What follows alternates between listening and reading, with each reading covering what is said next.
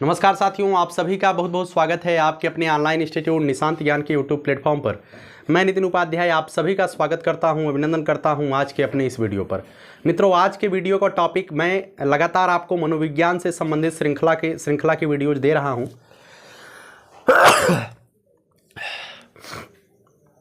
मनोविज्ञान श्रृंखला से संबंधित वीडियो दे रहा हूँ। इस वीडियो में लगातार आप लोगों ने देखा कि मैंने कई वैज्ञानिकों के सिद्धांतों पर आधारित मैंने आपको लेक्चर वीडियो दिया। स्किनर हुए, पावलोव हुए, थॉर्नडाइक हुए, ब्रूनर साहब हुए, तमाम सारे मनोवैज्ञानिकों के सिद्धांतों के वीडियोज मैंने आपको दिया। लेकिन शिक्षा मनोविज्ञान का जनक किसे माना जाता है, तो आप इसे जरूर जानते होंगे कि शिक्षा मनोविज्ञान का जनक जो है थॉर्नडाइक साहब को माना जाता है।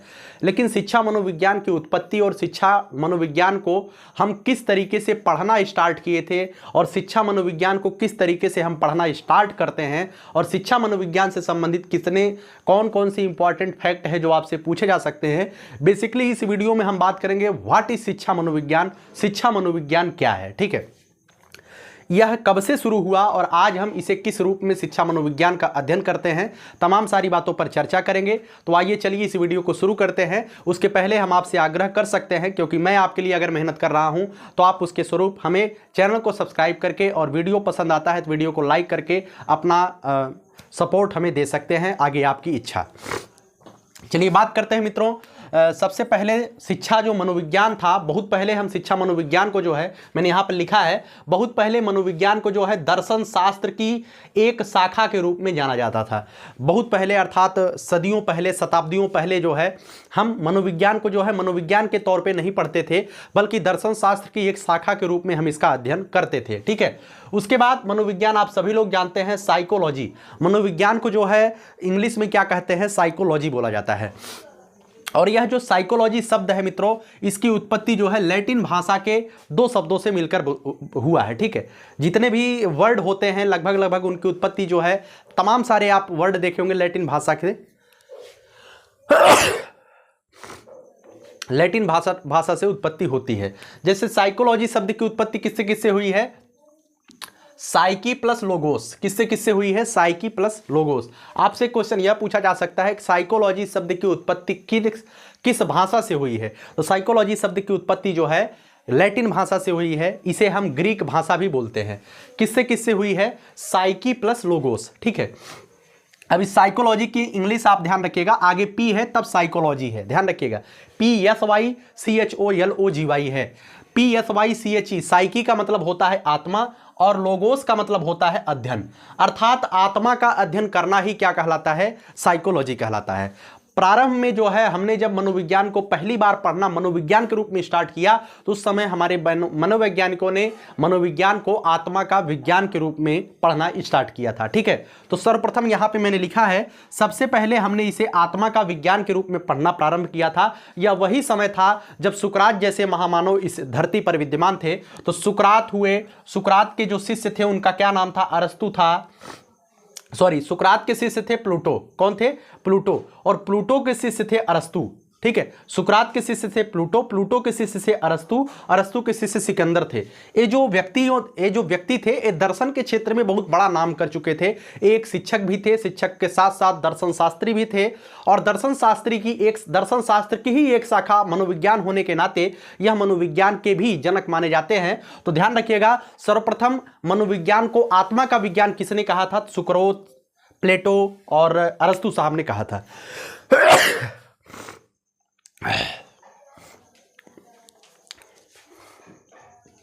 आत्मा के विज्ञान के बाद जो है इसे मन का विज्ञान कहा गया। सबसे पहले इसे आत्मा का विज्ञान कहा गया, उसके बाद प्रक्रिया थोड़ी सी आगे बढ़ती है, कुछ शताब्दी आगे बढ़ती है, तो इसे हम क्या कहते हैं, मन का विज्ञान। मित्रों, इसे मन का विज्ञान किसने कहा था, आपसे क्वेश्चन पूछा जाता है, वीवीआईपी क्वेश्चन है, ध्यान रखिएगा। थोड़ा सा सर्दी टाइप का हमें है, इस वजह से आपको थोड़ी सी दिक्कत आवाज में जा सकती है। तो मन का विज्ञान इसे किसने कहा था, पेम्पोलॉजी महोदय ने मन का विज्ञान कहा था। और एक प्रसिद्ध मतलब कि दर्शन शास्त्री ही आप कह सकते हैं, एक रूसो ने एक प्रसिद्ध किताब लिखा था जिसे हम कहते हैं द सोशल कॉन्ट्रैक्ट, अर्थात सामाजिक समझौता। आप कक्षा 9वीं 10वीं में अगर सामाजिक विज्ञान पढ़ते होंगे तो उसमें जरूर सुने होंगे रूसो का नाम। तो रूसो साहब ने सामाजिक समझौता नाम से एक किताब भी लिखा था। पेम्पोलॉजी और रूसो साहब ने आत्मा के विज्ञान को नहीं माना। उन्होंने कहा नहीं, मनोविज्ञान जो है मन का विज्ञान होता है। क्या होता है? मन का विज्ञान होता है। ठीक है, आगे बात करें, कुछ शताब्दी के बाद मनोविज्ञान को जो है चेतना का विज्ञान कहा गया। क्या कहा गया? चेतना का विज्ञान कहा गया। और चेतना का विज्ञान किसने कहा? तो विलियम वुंट और विलियम जेम्स साहब ने जो है इसे मनोविज्ञान को चेतना का विज्ञान कहा। सबसे पहले मनोविज्ञान को मन का विज्ञान कहा गया। अरस्तु, सुकरात और प्लूटो जैसे लोग जो है इसे मन का विज्ञान कहें। उसके बाद इसे जो है आत्मा का विज्ञान कहा गया। उसके बाद इसे जो है मन का विज्ञान कहा गया। यह किसने कहा? पेम्पोलॉजी और रूसो साहब ने कहा। मन के विज्ञान के बाद इसे जो है चेतना का विज्ञान कहा गया। और इसे चेतना का विज्ञान किसने कहा? तो विलियम वुंट और विलियम जेम्स साहब ने इसे चेतना का विज्ञान कहा। कुछ लोग कहेंगे यार इसे याद करना पड़ेगा। जी निश्चित रूप से आपको यह याद ही करना पड़ेगा, इस बात को ध्यान रखिएगा।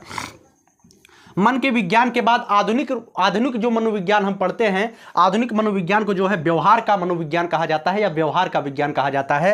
20वीं सदी में जो है 20वीं सदी अर्थात 1900 के बाद जो इस सदी चल रही थी 1901, 1902, 1903, इसमें जो है मनोविज्ञान को व्यवहार का विज्ञान कहा गया। और यह किसने कहा? तो निष्कर्ष जो मतलब कि प्रमुख रूप से नाम सामने आता है, वाटसन साहब का नाम सामने आता है।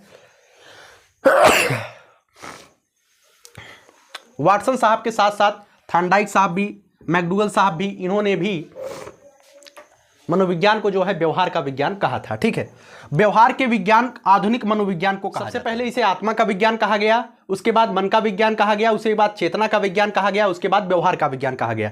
आपसे पूछा जा सकता है कि मनोविज्ञान को सर्वप्रथम किस विज्ञान के नाम से जाना जाता था? तो मन के विज्ञान के नाम से जाना जाता था।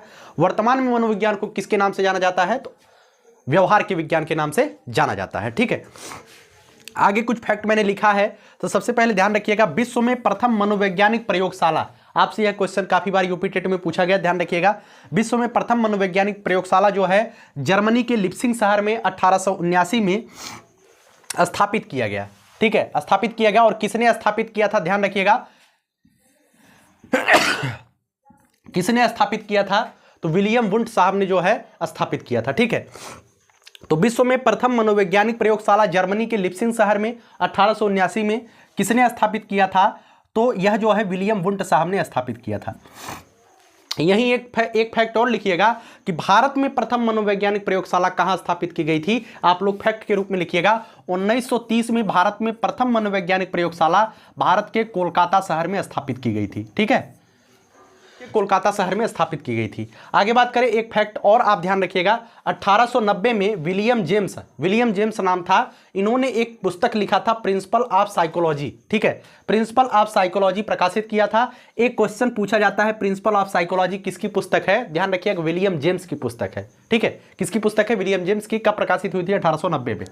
जो 1890 में प्रकाशित हुई थी, इस बुक को क्यों ज्यादा वरीयता दी जाती है? क्यों क्वेश्चन आता है? क्योंकि यह वही दौर था जब मनोविज्ञान जो है व्यवहार का विज्ञान कहना लोगों ने प्रारंभ कर दिया था। धीरे धीरे प्रारंभ कर रहे थे मनोविज्ञान को व्यवहार का विज्ञान कहना। और प्रिंसिपल ऑफ साइकोलॉजी में जो है व्यवहार के विज्ञान को पूरी तरीके से बताया गया था कि हाँ, मनोविज्ञान जो है व्यवहार का विज्ञान हो सकता है। उसमें एक पृष्ठभूमि तैयार की गई थी व्यवहार के विज्ञान के रूप में मनोविज्ञान की। ठीक है, विलियम मैकडूगल साहब की एक पुस्तक है, इनकी एक पुस्तक है आउटलाइन साइकोलॉजी। क्या पुस्तक है? Outline psychology. इसमें इन्होंने चेतना शब्द की निंदा की थी। ध्यान रखिएगा, मैकडूगल साहब ने आउटलाइन साइकोलॉजी में चेतना शब्द की निंदा किया था। ठीक है, तो ध्यान रखिएगा, विलियम मैकडूगल ने अपनी पुस्तक आउटलाइन साइकोलॉजी में चेतना शब्द की निंदा किया था। इस एक फैक्ट के रूप में है, आप इसे ध्यान रख लीजिएगा। है, अब प्रमुख कथन है जो शिक्षा मनोविज्ञान के रूप में प्रमुख मनोवैज्ञानिकों के आपके सामने आते हैं,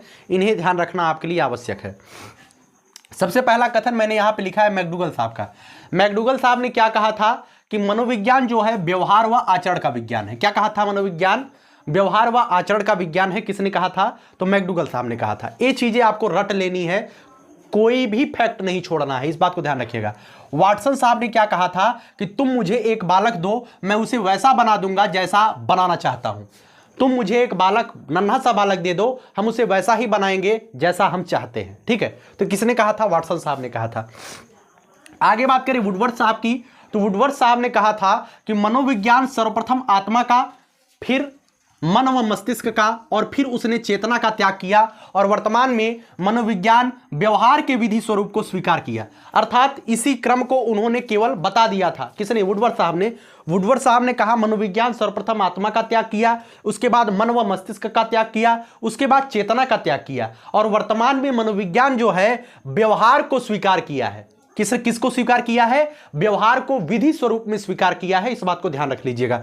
इसी जो फैक्ट यहां पे लिखा गया, आत्मा से मन, मन से चेतना, चेतना से व्यवहार, इसका प्रगति होता है, ठीक उसी तरीके से वुडवर्ड साहब ने परिभाषा दे दी। हमने क्या कहा था? स्किनर साहब ने कहा कि मनोविज्ञान व्यवहार व अनुभव का विज्ञान है। किसका विज्ञान है? व्यवहार व अनुभव का विज्ञान है मनोविज्ञान। किसने कहा था? तो स्किनर साहब ने कहा था। आगे बात करें मित्रों वाटसन साहब ने, तो वाटसन साहब ने क्या कहा था? तो मुझे एक बालक तो मैं उसे वैसा बना दूंगा। एक कथन ये है, एक कथन यह ध्यान रखिएगा वाटसन का। इन्होंने कहा था मनोविज्ञान व्यवहार का शुद्ध, मनोविज्ञान जो है व्यवहार का शुद्ध, निश्चित, सकारात्मक व धनात्मक विज्ञान है। ध्यान रखिएगा, व्यवहार का विज्ञान में मनोविज्ञान को व्यवहार का विज्ञान किसने कहा? तो सर्वप्रथम अगर आपके ऑप्शन में वाटसन आए तो वाटसन ही सही है। इसके साथ साथ थॉर्नडाइक ने भी इसका सपोर्ट किया, इसका सपोर्ट मैकडूगल ने कहा, मैकडूगल ने भी किया, लेकिन प्रमुखता है मनोविज्ञान को व्यवहार का विज्ञान प्रमुखता किसने कहा? तो मैकडूगल साहब ने कहा, हाँ वाटसन साहब ने कहा। ठीक है, किसने कहा? वाटसन साहब ने। ठीक, वाटसन साहब ने कहा कि मनोविज्ञान व्यवहार का शुद्ध, निश्चित, सकारात्मक व धनात्मक विज्ञान है। ठीक है, आगे बात करें मित्रों क्रो एंड क्रो के अनुसार, क्रो एंड क्रो, ये जितने भी कथन हैं आपके लिए बहुत ही ज्यादा इंपॉर्टेंट है। क्रो एंड क्रो ने क्या कहा कि मनोविज्ञान मानव व्यवहार और मानव संबंधों का अध्ययन है। क्रो एंड क्रो ने क्या कहा कि मनोविज्ञान जो है मानव व्यवहार और मानव संबंधों का अध्ययन है। ठीक है, चलिए आगे कुछ और मनोवैज्ञानिकों के बारे में हम डिटेल में चर्चा कर देते हैं, इसे और क्या क्या कहा। ठीक है, थोड़ी सी सर्दी होने की वजह से लगातार छींक आ रही है, वीडियो बीच बीच में कट हो रही होगी, उसके लिए मैं माफ़ी चाहता हूं, लेकिन हाँ वीडियो मुझे पूरी करनी थी, एकाएक जुखाम टाइप का मुझे हो गया। चलिए आगे बात करते हैं मित्रों कुछ और मनोवैज्ञानिकों के कथन के। यहाँ से कहाँ से क्वेश्चन पूछा जाता है? पहली स्लाइड के जो मनोवैज्ञानिक थे वहाँ से क्वेश्चन बराबर पूछा जाता है।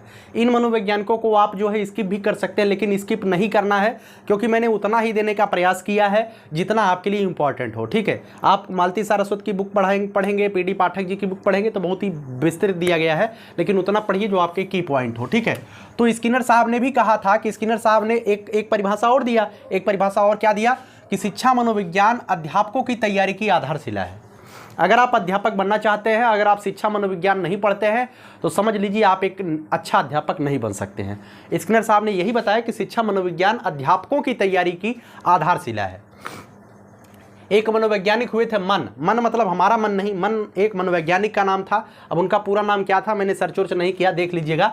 मन के अनुसार क्या था कि आधुनिक मनोविज्ञान का संबंध व्यवहार की वैज्ञानिक खोज से है। ठीक है, मन साहब ने कहा कि आधुनिक मनोविज्ञान का संबंध जो है व्यवहार की वैज्ञानिक खोज से है। ठीक है, चलिए इन दोनों को आप ये ध्यान रखिएगा, कुछ फैक्ट के रूप में ध्यान रखिएगा कि मनोविज्ञान शब्द का सर्वप्रथम प्रयोग किसने किया था?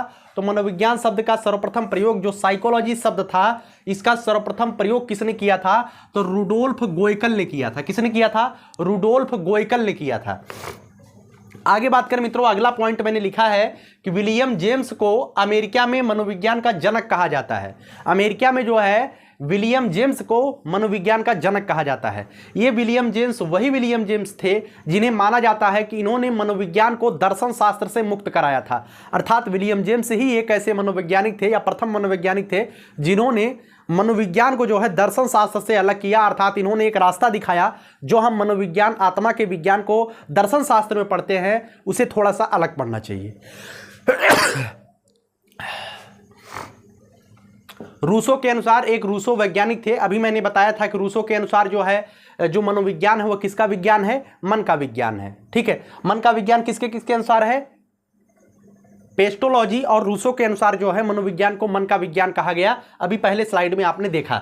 तो रूसो ने क्या कहा था कि बालक एक पुस्तक के समान है जिसका अध्ययन प्रत्येक अध्यापक को करना चाहिए। इन्होंने बताया कि बालक एक पुस्तक के समान है, जितने ज्यादा बालकों का हम अध्ययन करेंगे उतने ही ज्यादा मनोविज्ञान हमारे अंदर प्रभावित होगा, अर्थात मनोविज्ञान उतना ही ज़्यादा हमारे अंदर भरेगा। अर्थात हमको क्या करना चाहिए, अगर हम एक अध्यापक बनना चाहते हैं और निश्चित रूप से एक वास्तविक अध्यापक होना चाहते हैं, तो जितने ही बालकों का हम अध्ययन करेंगे, जितने ही बालकों को हम अपने सामने रख के देखेंगे मतलब ऐसे नहीं, अध्ययन करना है, उसके साथ समय व्यतीत करना है, उतना ही अध्यापक जो है बेहतर करेगा। ठीक है, तो बालक एक पुस्तक के समान है जिसका अध्ययन प्रत्येक अध्यापक को करना चाहिए। किसने कहा? रूसो साहब ने कहा। क्रो एंड क्रो साहब ने एक परिभाषा और दिया था। क्या दिया था? कि शिक्षा मनोविज्ञान जो है जन्म से वृद्धावस्था तक के व्यक्तियों के सीखने के अनुभवों का वर्णन करता है। क्रो एंड क्रो साहब थोड़ा सा आगे निकल गए, उन्होंने बताया कि ना शिक्षा मनोविज्ञान केवल बाल्यावस्था, किशोरावस्था, शैशवावस्था तक ही सीमित नहीं रहता है। शिक्षा मनोविज्ञान तो बालक के जन्म से लेकर के बालक के वृद्धावस्था तक का अध्ययन है। ठीक है, तो इन्होंने यही बताया कि शिक्षा मनोविज्ञान जन्म से वृद्धावस्था तक के व्यक्ति के सीखने के अनुभवों का वर्णन करता है। समझ में आया ना? चलिए आगे बात करते हैं। फ्रोबेल के अनुसार ये वही फ्रोबेल है जिन्हें किंडरगार्टन पद्धति के जनक माना जाता है, एलकेजी यूकेजी वाला। इन्होंने कहा कि शिक्षा एक प्रक्रिया है जिसके